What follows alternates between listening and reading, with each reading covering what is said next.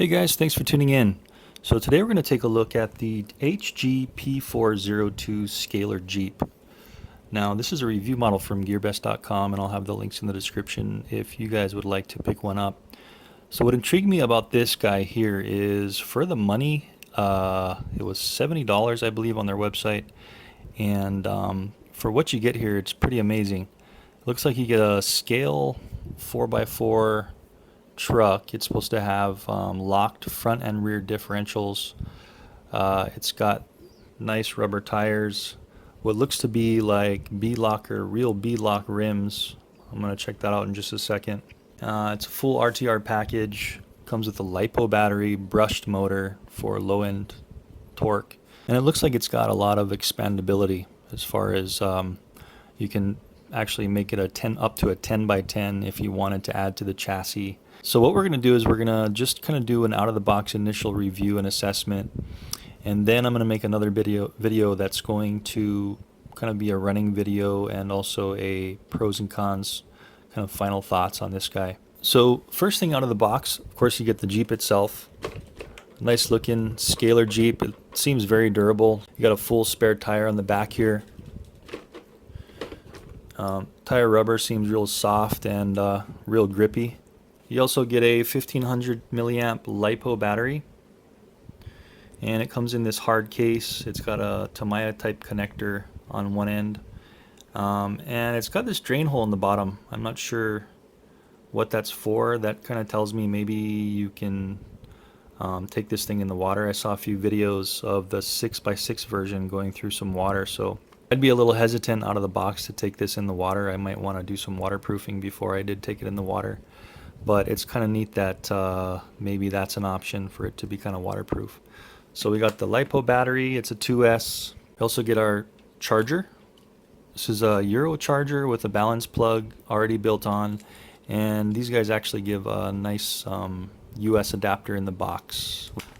They also give you a little bag of a bunch of stickers, the instruction manual, and a bunch of parts like looks like a light bar, a bunch of clamps, a few Allen wrenches. It looks like 3 different size Allen wrenches, some zip ties, a different servo arm. I think this is the servo arm to if you wanted to put a servo in for remote high-low shifting of the transmission. And they give you 2 different types of pinion gears for your main motor. So if you wanted like a lower speed for crawling, you could switch these out to whatever you wanted, and they give you a whole extra set of, looks like, body clips, which is nice.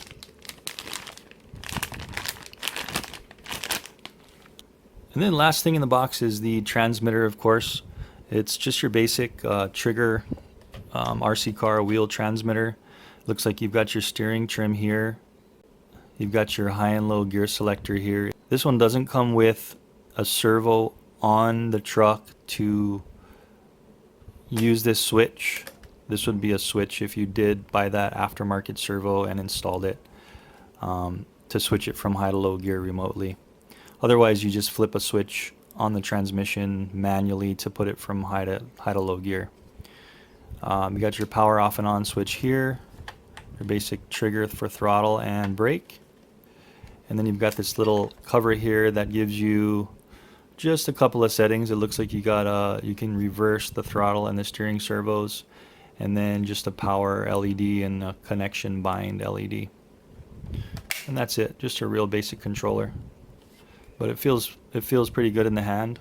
Oh, and it also takes 4 AA batteries.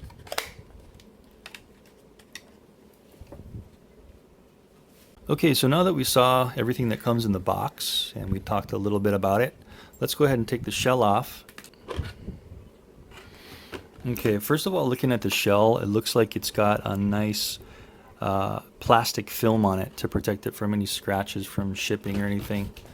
So this little plastic here, you want to peel this off before you're going to be putting on all those stickers. So I'll be doing that before I run it for the running video. But all the rack feels real sturdy. They give you a 5th wheel So you get an actual tire and wheel of the same quality as all the other wheels. Nice looking fender flares. Looks like they're bolted on nice and tight, screwed on nice and tight. And it looks like the roll cage is just kind of bolted into the body in 6 locations. Just from looking at the body here, it looks like it's gonna last a long time, and it's pretty darn durable unless you're going really fast and smashing it just like any other RC car. And pretty good detailing inside. You can see the gear shifter and the steering wheel in there, and some seat backs. The roll cage feels real sturdy, a little bit bendable, looks like it won't crack, and it's just kind of bolted together with hex screws. Alright, so the chassis of the truck, looks like the wheels and tires are actual real B-lock. I can see some separation. I can see the separation of the joint here, and these are actual Allen wrench metal bolts. So that's good. That's really good to know that these are real B-locks. And the tires really impressed me. The tires are this soft rubber compound. Feels like they'll be really good for kind of an all-around kind of crawling and cruising kind of tire. So we'll start from the front and we'll kind of work our way back. So the grill itself, real rugged grill. The whole truck is kind of made of this pretty durable but flexy plastic, and I kind of like that in RC cars, because if you do hit something, you are gonna, actually any RC in general, you're going to bend it instead of break it. Bending is definitely better than breaking, as long as it's not metal. So from the front, you get the power on-off switch here. It's kind of an easy, convenient area to reach underneath the front to turn it off and on. You got your front steering servo. Underneath you can see the differential pumpkin, and it looks like it's got metal drive shafts, metal dog bones, metal drive cups, and you can see the linkage here all the way up into the servo here. Linkage is pretty decent. It is plastic, but it looks like it'll be durable. And then you can see this little it looks kind of like a brake rotor. Cool feature about this truck is you can actually extend it. You can extend axles up to a 10-wheel drive. So that's kind of a neat feature. You can buy the axles separately, and they come with all the parts to link up axles. So I think there's 2 versions of this you can buy outright. This is the 4-wheel drive version, then there's the 6-wheel drive version with a extended body on the 6-wheel drive version. But the 10-wheel drive version, like if you were to go higher, I don't know, you'd probably have to make some kind of custom body, unless they start offering those. Stepping boards here. Everything looks to be screwed nice and tight. You've got your shocks. These are kind of all, they look like all plastic shocks with, of course, the steel centers. And I don't know if these are oil filled, but I guess we'll find out in just a bit. You've got your brushless speed control here. Your wiring zip tied to the frame. Full plastic frame. Feels a little bit flexy, which is okay as long as everything else on the chassis is also flexy and nothing will break. I kind of actually like that for a crawler, because it'll kind of mold the truck around the obstacles a little better. And then you got your transmission here, your motor, brushed motor. I think this looks like just maybe a 540 size motor. It's got an aluminum bracket attaching it to the plastic gearbox. And then this would be the servo mount. So you actually can buy another servo from them, or I guess you could put your own servo in there and plug it. There's a separate, this is kind of a receiver speed control all in one, and they give you one separate channel here, which would link to the channel on the controller to change speeds from high to low. So to switch to from high to low speed without that extra servo hooked up to the channel on the transmitter, you would just actually switch this with your finger back and forth. And looking at the top of the truck here, we've got like this little box here, and it's actually empty. So I'm wondering if this would be a box you would actually put the whole transmitter speed control in and seal it up if you are going to go underwater or in the water. And moving to the back of the truck, you've got your battery tray here, your rear shocks, and your rear bumper. Rear differential with another one of those extensions for another drive shaft if you wanted to extend the truck to have another axle. You would connect in here. I think you just, looks like you just take this thing off. Yeah, you would just pull this off, and then it's got a little hole in the drive shaft there. So you'd connect another drive shaft to come back to the next set of axle, to the next axle back here. Kind of neat. I like that feature. But everything, as far as just out of the box, everything looks like it's decent quality. I mean, it is plastic. Everything is mostly plastic. But really, I mean, for the price, pretty impressed so far with this thing. So I'm going to go ahead and really quickly just take off one of these shocks just to see if it is an oil-filled type shock. If you can put some oil in it, give it maybe a little better dampening if you wanted to. Alright, wow, so you can see that flex. So it looks like you could even, if you wanted to, you could definitely get a lot more flex if you, say, extended the shocks for more of a rock crawler type of truck. Okay, so from what I'm seeing here is that looks like the first con is it looks like it is a non-oil fillable shock.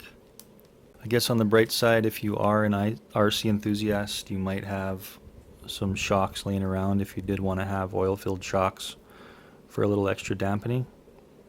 Just to double check the B-locks, just to see if they are real. Gonna go ahead and just see if they unscrew and what that's all about.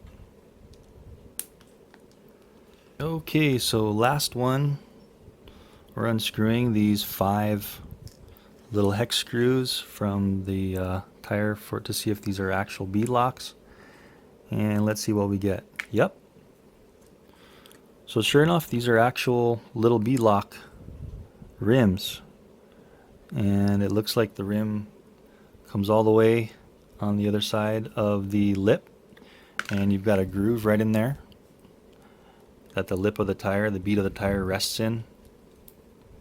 You can see that there. So the bead of the tire will rest in there, and this is not the best bead lock, but it looks like it'll definitely hold the tire on a little better than if there was no bead lock. So that's cool. They actually give you some functional bead lock rims with this cheap Jeep. Okay, so got the bead lock back on, and a couple more items of note. Looks like you can adjust the body posts. If you look in here, you can see the body post. You can see how much adjustability this is. It comes all the way down here, so it looks like you got about over an inch of adjustability on each body post. And let's just double check that these are locked differentials.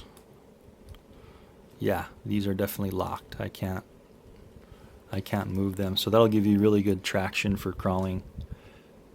And between the front and the rear, it looks like there's a slipper clutch on this thing, so just in case you get a little bit too much torque on the motor and nothing budges. It does state it in the instructions that there is some kind of a slipper clutch on here, so just in case you won't bust your drivetrain, you'll slip this before you bust your drivetrain, so that's also a good feature. Alright, so initial assessment looks really good. Really, so far, really happy with this thing. Just first out of the box, just looking at it. So what we're going to do is I'm going to go ahead and put the stickers on this thing.